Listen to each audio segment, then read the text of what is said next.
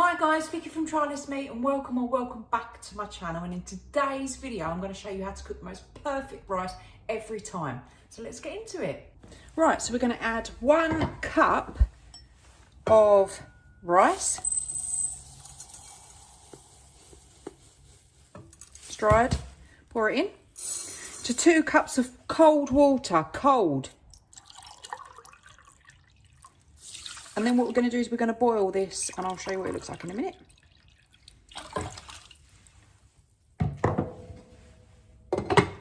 Don't take the lid off, don't do anything, just keep leaving it to boil.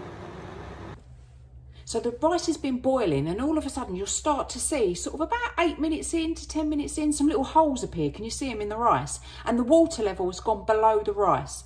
At that point, turn it off the heat and just leave the lid on. Time about 10 minutes. Do not take that lid off because it's doing its own steaming process. And in 10 minutes, you're going to have the most gorgeous, fluffy, easy rice ever. So this has been 10 minutes. Moment of truth. I'm going to take the lid off. And then, as you can see, nice. Look, if we start fluffing up your rice. Nice, fluffy, silky rice. Absolutely amazing. How incredible is that? How easy is this rice?